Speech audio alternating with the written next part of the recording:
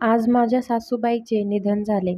माझ्या नवऱ्याने ज्या सासूबाईची खूप चांगली सेवा केली होती, त्याला रात्रंदिवस कशाचेही भान नव्हते. त्याने आपल्या आईवर सर्वात महागड्या डॉक्टरकडून उपचार करून घेतले, परंतु कोणताही डॉक्टर त्याच्या आईचे प्राण वाचवू शकला नाही. त्यांचा आजार असा होता, माझ्या सासूचा मृतदेह माझ्यासमोर पडला होता. पण माझ्या सासूबाईचे शब्द अजूनही माझ्या मनात गुंजत होते, की माझा मुलगा कुत्र्याचे मरण मरेल. त्याला नरकातही स्थान मिळणार नाही. ही अशी कोणती आई होती, जिच्या मुलाने आईसाठी सर्व जगाचा त्याग केला? त्याला स्वतःचे भानही नव्हते. आई मरेपर्यंत मुलाला दारू पाजत होती. ही गोष्ट माझ्या समजण्याच्या पलीकडची होती. आईवर खूप प्रेम करणाऱ्या माझ्या नवऱ्याला कदाचित इतका धक्का बसला असेल, की त्यांना भान हरपल्यासारखे वाटेल. माझ्या पतीची ही अवस्था पाहून मलाही दुःख ग्रासले. तो त्याच्या आईवर किती प्रेम करतो हे मला माहीत होतं. आणि अशा परिस्थितीत त्याची आई अचानक आपल्याला सोडून गेली. हा खरोखरच मोठा धक्का होता. मी माझ्या नवऱ्याला पकडले. तो रडत होता. मी रडले आणि म्हणाले, "अमित, काय झालंय तुला? तुझ्या आईची ट्रीटमेंट समोर आहे आणि तू फालतू बोलतोयस. स्वतःची काळजी घे. प्रत्येकाला एक ना एक दिवस जायचंच आहे." अमित माझ्याकडे विचित्र नजरेने बघत होता. तो म्हणाला, "आई खरंच मेली आहे का?" माझा विश्वासच बसत नाही. त्याने पुन्हा एकदा आईची नाडी तपासली आणि मग जोरजोरात हसू लागला. माझ्या नवऱ्याची अशी अवस्था पाहून मी आश्चर्यचकित झाले. मला खूप काळजी वाटू लागली होती. त्याला कसं सांभाळावं हेच समजत नव्हतं. आईची अखंड सेवा करणारी व्यक्ती सतत आईच्या पायाशी बसायची आणि त्यामुळेच कदाचित तिच्या मृत्यूचा खूप मोठा धक्का बसला असावा. मला रडताना पाहून अमितने माझ्याकडे धाव घेतला. माझे अश्रू पुसले आणि माझ्या कानात काहीतरी कुजबुजले, की मी भारावून गेले. मी त्याला विचारलं, "कसल्या गोष्टी बोलतोय? निदान देवाला तरी घाबर." मी अमितच्या तोंडावर हात ठेवला. तो म्हणाला, "मी जे सांगतो ते होईल. तुम्ही आवाज काढू नका." मी माझ्या नवऱ्याकडे खिन्न नजरेने बघितले आणि आईला हाक मारायला सुरुवात केली. या मृत्यूची माहिती नातेवाईकांना द्यावी लागली. अमितला अजिबात भान नव्हता. कदाचित त्यामुळेच तो इतक्या हळुवारपणे बोलत होता. मी सगळ्यांना फोन करून सांगितलं. सगळे आमच्या घरी जमू लागले. सासूच्या या निधनाची बातमी ऐकून सर्वांनाच खूप वाईट वाटले. अमितचे त्याच्या आईवर किती प्रेम होते हे सर्वांनाच माहीत होते. माझ्या सासूबाईच्या अंत्यसंस्काराची सर्व तयारी सुरू होती. माझ्या पतीने माझ्या आईचे काय केले हे पाहून माझे हृदय तुटले. माझ्या सासूच्या मृत्यूमागे एवढं मोठं रहस्य दडलेलं आहे याची मला कल्पनाही येत नव्हती. माझे नाव आरोही आहे आणि साधारण 1 वर्षापूर्वी माझी आई माझ्या लग्नासाठी स्थळ शोधू लागली होती. हा क्रम सुरू झाला होता. माझे लग्न एका चांगल्या अष्टपैलू माणसाशी व्हावे अशी पप्पांची इच्छा होती आणि माझे लग्न एका छोट्या कुटुंबात व्हावे अशी आईची इच्छा होती. मी त्यांची एकुलती एक मुलगी असल्यामुळे मला जास्त त्रास सहन करावा लागू नये ही अपेक्षा होती. आई आणि बाबा दोघांच्या पसंतीमुळे मुलगा मिळणे कठीण झाले होते आणि मग एका संध्याकाळी मीनू काकू मोठ्या आनंदाने आमच्या घरात आल्या आणि आईला एक फोटो दिला आणि म्हणाल्या, "ताई, आज तुमची समस्या दूर झाली आहे. मी असे नाते आणले आहे की पती-पत्नी दोघेही सुखी होतील. मुलाच्या कुटुंबात कोणी नाही. एकच आई आहे. ती सुद्धा सतत आजारी असते. तिला कावीळ झाली आहे. तसे डॉक्टर काही करू शकत नाहीत. काही दिवसांनी तिचा मृत्यू होणार आहे. ती सर्व वेळ खाटवर पडून राहते. ती बोलू शकत नाही आणि उठूही शकत नाही. ना नंदांचा झगडा, ना सासऱ्याची गडबड. आणि मुलाबद्दल काय सांगू? तो एवढा शिष्टाचार मुलगा आहे की सगळा परिसर त्याची स्तुती करतो. आम्हाला त्या मुलाचा काहीतरी व्यवसाय हवा होता. तो काम करत नसला तरी त्या मुलाचा साबण बनवण्याचा खूप मोठा कारखाना आहे आणि तो त्याचा एकमेव मालक आहे. गावात वडिलांची जमीन पडून आहे. खरं सांगायचं तर आमची आरोही तिथे जाऊन राणीसारखे राज्य करेल. असा मुलगा दिवा लावून शोधूनही सापडणार नाही. मीनू काकूने न राहून एका दमात त्या मुलाचे आणि त्याच्या कुटुंबाचे कौतुक केले की आई अवाक झाली. मी पण संध्याकाळी चहा पीत बसले होते. मी मीनू काकूंना म्हणाले, निदान दम तरी घ्या, मुलगा कुठेही पळून जाणार नाही.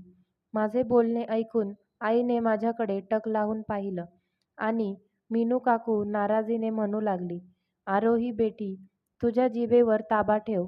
तू जे तोंडाला येईल ते बोलतेस. मग तिने माझ्या आईला सांगितले की लग्नाच्या वयात आली आहे आणि तिला अजून बोलण्याचा शिष्टाचार नाही. नाहीतर सासऱ्यांच्या घरी जाऊन नाक कापून घ्याल. आईने माझ्या वतीने मीनू काकूंची माफी मागितली आणि मुलाचा फोटो बघून त्या म्हणाल्या, मुलगा खूप छान दिसत आहे. स्तुतीसुद्धा तुम्ही स्वतः केली आहे आणि व्यवसायही तुमचाच आहे. मग हे नातं बघायला हरकत नाही. माझ्या आईने फोटो माझ्याकडे वळवला तेव्हा काकू कानावर हात ठेवत म्हणाल्या, तू कसली आई आहेस, जी तिच्या तरुण मुलीला तिच्या होणाऱ्या नवऱ्याचा फोटो दाखवतीये. मीनू काकूंची खूप जुनी कल्पना होती. लग्नाआधी मुलगा आणि मुलगी एकमेकांना पाहणे त्यांना अजिबात आवडत नव्हते. मीनू काकूंचे हे बोलणे ऐकून आई हसायला लागली आणि म्हणाली की तिला आयुष्य घालवायचे आहे आणि म्हणूनच तिची इच्छा देखील समाविष्ट करणे महत्त्वाचे आहे. ती आमची एकुलती एक मुलगी आहे. आम्ही तिला उचलून कोणाच्याही स्वाधीन करणार नाही ना. जेव्हा मी त्या मुलाचा फोटो पाहिला तेव्हा मी माझ्या आईच्या म्हणण्याशी सहमत झाले. खरं तर तो मुलगा खूप संस्कृत वाटत होता. चेहऱ्यावरही खूप चमक आली. मी हसून तो फोटो आईला परत केला. मला मुलगा आवडला हे आईने मान्य केले.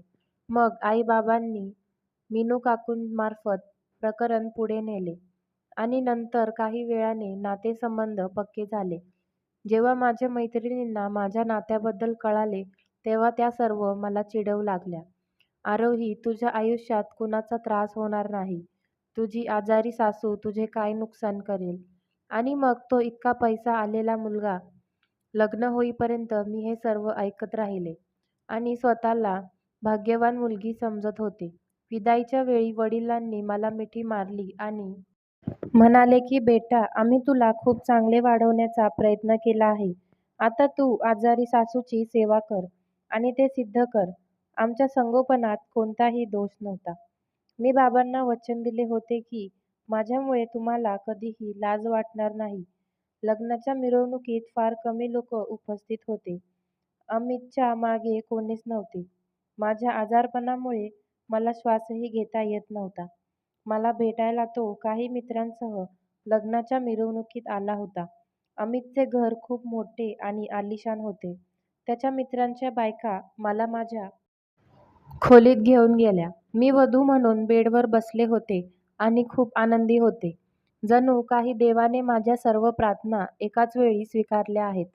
मी विचार करत होते की माझ्या पतीला माझ्या प्रेमाने वेड लावीन आणि माझ्या आजारी सासूची सेवा करून त्यांचे मन जिंकीन.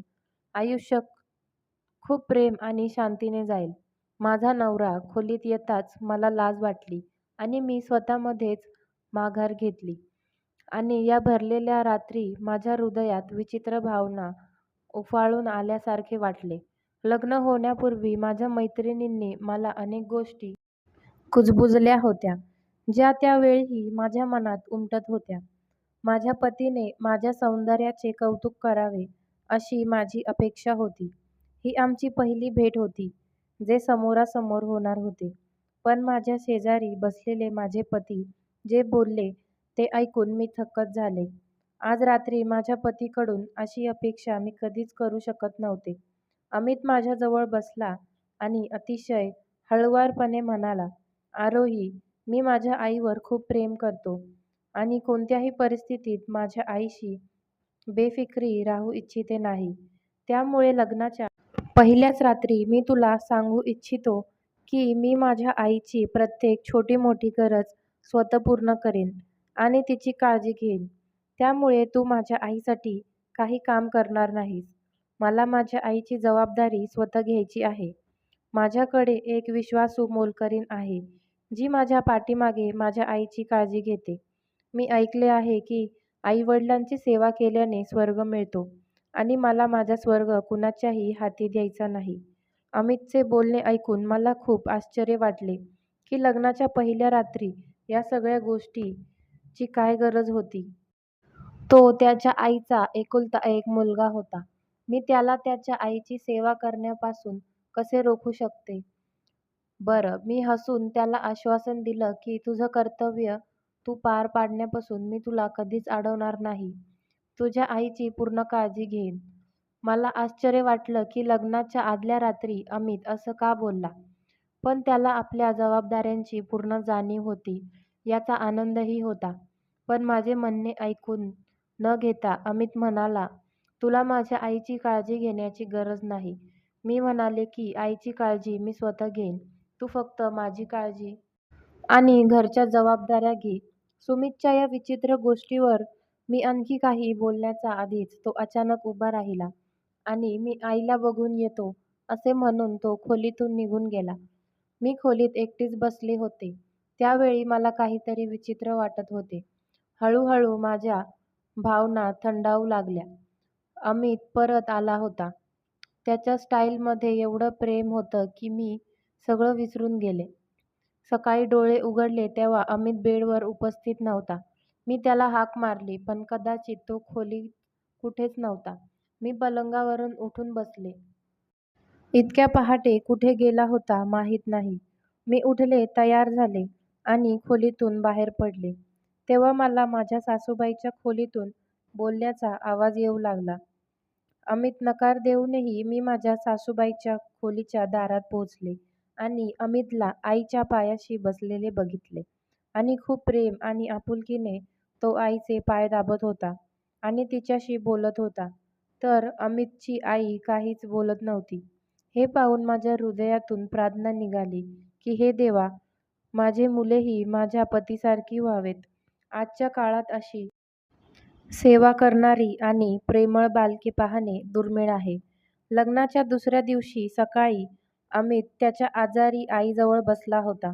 त्याचा माझ्यावर खूप प्रभाव पडला होता. पण सासूच्या चेहऱ्यावर संतापाचे भाव असल्याने पाहून माझ्या आश्चर्याचा पाराच उरला नाही. जणू काही ती अमितवर खुश नव्हती. मला आश्चर्य वाटले की मुलगा एवढा चांगली सेवा करतो की लग्नाच्या दुसऱ्या दिवशी सकाळी तो आईचे पाय दाबायला येतो आणि आई मुलावर खुश नसते. आणि मग आणखी एक विचित्र गोष्ट घडली. माझ्या सासूबाईंनी हात वर करून माझ्या पतीला सांगितले की तू कुत्र्याचे मरण मरशील. तुला नरकातही जागा दिली जाणार नाही. सासूबाईचे म्हणणे ऐकून मी हादरले. एक आई आपल्याच मुलाला शाप देत आहे, हे कसे शक्य आहे? आणि ती सुद्धा एवढी सेवा केल्यावर. कदाचित माझ्या सासूबाईने काहीतरी वेगळं सांगितलं असावं आणि मी ऐकण्यात चूक केली असावी. कारण माझ्या नवऱ्याच्या चेहऱ्यावर हसू उमटलं होतं. असं वाटलं नाही आई त्याला शिव्या देत होती. होय, नवरा आईचे पाय दाबत राहिला. मी थोडा संकोच करून खोलीत पाऊल टाकले आणि सासूबाईंना मोठ्या आवाजात नमस्कार केला आणि त्यांच्या चरणांना स्पर्श करण्यासाठी पुढे सरकले. माझा नवरा स्तब्ध झाला आणि माझ्याकडे रागाने पाहत म्हणाला, आरोही, तुला खोलीत येण्याची काय गरज होती? कुणालाही पाहून आई अस्वस्थ होते. जा आणि बाहेर डायनिंग टेबलवर बस. मी नाश्ता ऑर्डर केला आहे.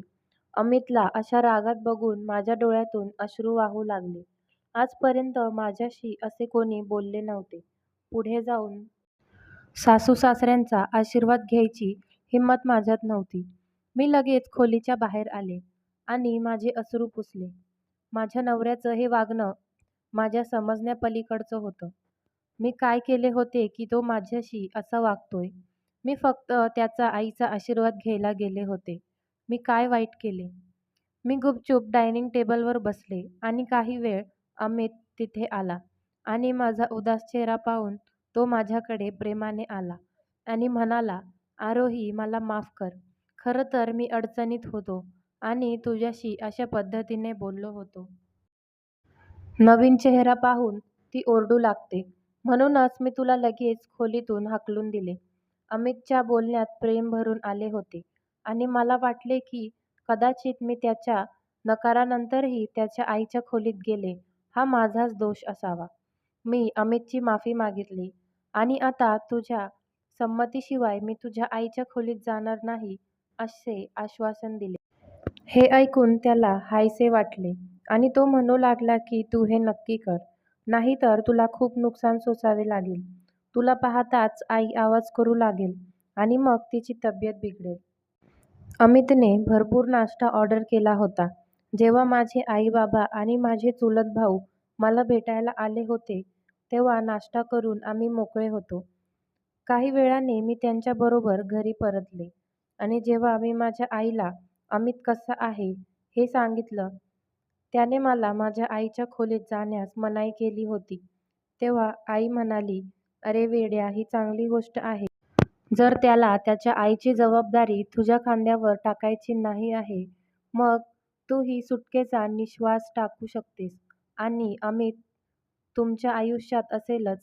ती आजारी आहे आणि तिची काळजी घेणे सोपे काम नाही.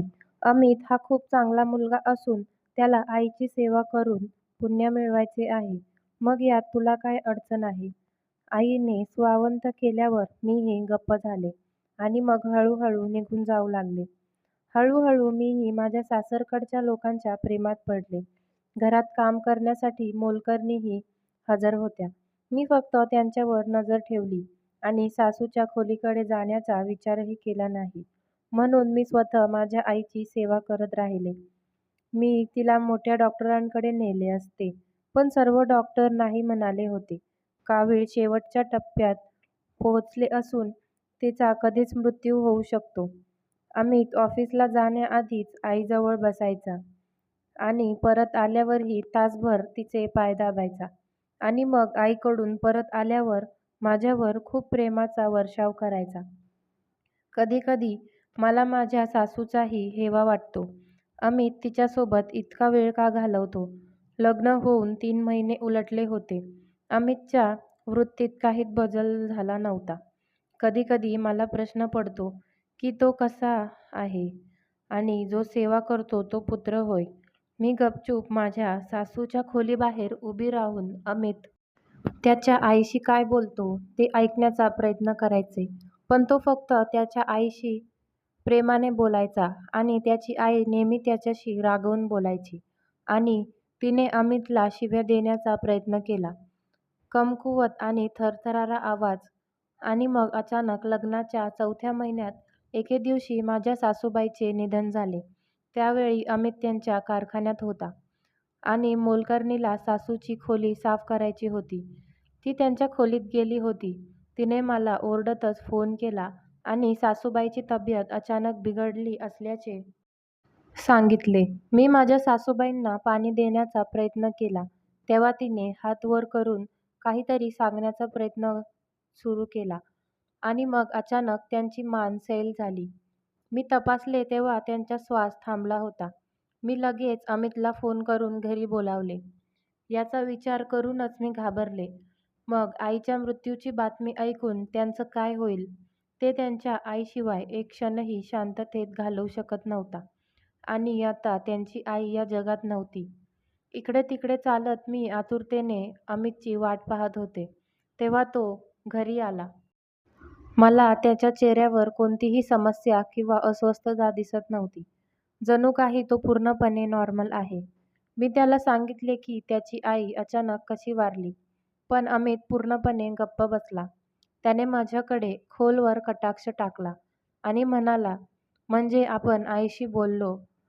आई हात वर करून काहीतरी सांगण्याचा प्रयत्न करत होती, पण मला तिचे हावभाव समजत नव्हते. मी त्याला सांगितले, "का?" अमित एक थंड श्वास घेतला आणि आईच्या खोलीत जाऊन तिला तपासले आणि म्हणाला, "हो, आई खरंच मेली आहे." त्याचे बोलणे इतके थंड होते की मलाच धक्का बसला आणि मग अचानक तो हसायला लागला आणि म्हणाला की ती मेली आहे, हे चांगले आहे. आता आमचे आयुष्य बदलेल. आईच्या निधनामुळे अमितला धक्का बसला आहे, असे मला वाटले. अमितच्या मनावर परिणाम झाला आहे. आईच्या निधनाने आमच्या आयुष्यात कसे बदलले असेल. अचानक अमित विचित्र गोष्टी करू लागला. दुःखाच्या बाजारात त्याला सुख सापडल्यासारखं वाटत होतं. त्याच्या अशा कृत्या पाहून मी खूप अस्वस्थ झाले. मला काही कळत नाही की असे अचानक काय झाले. आईजवळ बसून तो खूप रडेल असे मला वाटले. माझ्या नवऱ्याने अशी अवस्था पाहून मला खूप वाईट वाटले. अनेक नातेवाईकांना फोन केला. मग तासभराने असे काही घडले की माझ्या डोक्यावर आभाळ कोसळले. माझ्या सासूची मृत्यूची बातमी ऐकून आलेले सर्व लोक स्तब्ध झाले. तासाभरापूर्वी आनंदात असलेला माझा नवरा आता जमिनीवर बसून जोरजोरात रडत होता आणि संपूर्ण घर त्याच्या किंकाळ्याने गुंजत होते. मी पुढे आले आणि अमितला हाताळण्याचा प्रयत्न केला, पण त्याने मला दूर ढकलले आणि सर्व काही नष्ट झाल्याचे सांगितले.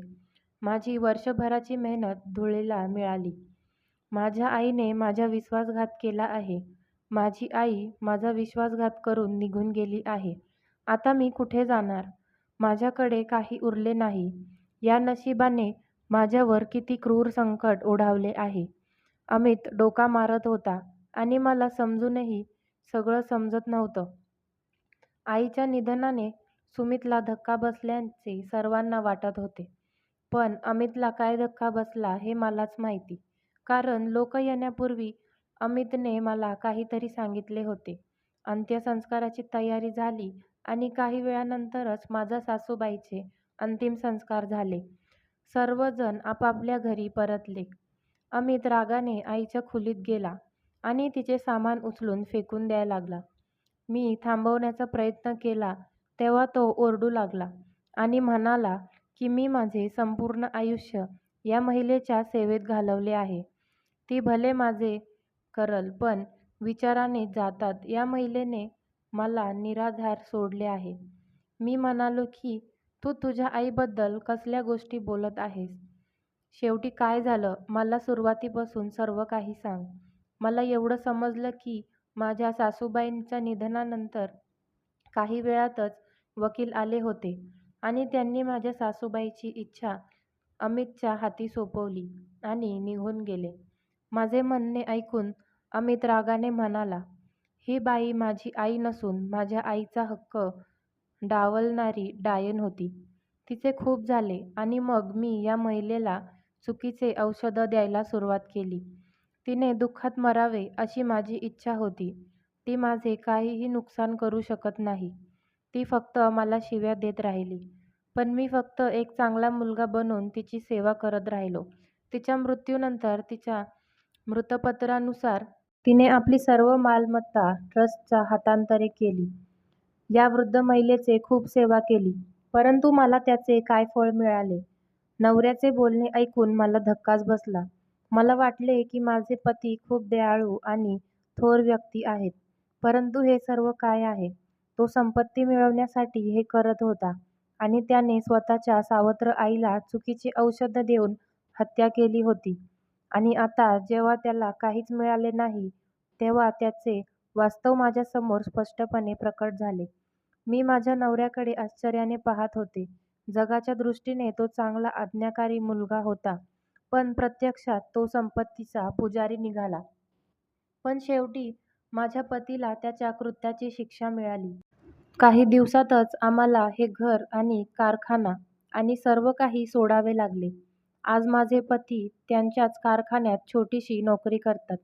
नंतर मला कळाले की अमितच्या आईने केवळ संपत्तीसाठी अमितच्या वडिलांशी लग्न केले होते. मात्र ही सर्व संपत्ती पतीच्या पहिल्या पत्नीची असल्याचे अमितच्या आईला नंतर कळले. माझ्या पतीच्या खऱ्या आईने संपत्तीच्या हवसापोटी माझ्या सासऱ्यांशी लग्न केलं होतं आणि हे सगळं त्यांचं फळ आहे. ती मरण्याआधी माझ्या सासूबाईंना समजले होते की ज्याने तिला विष दिले तो दुसरा कोणी नसून माझा नवरा आहे. म्हणूनच ती शिव्याशापाचा वापर करत होती.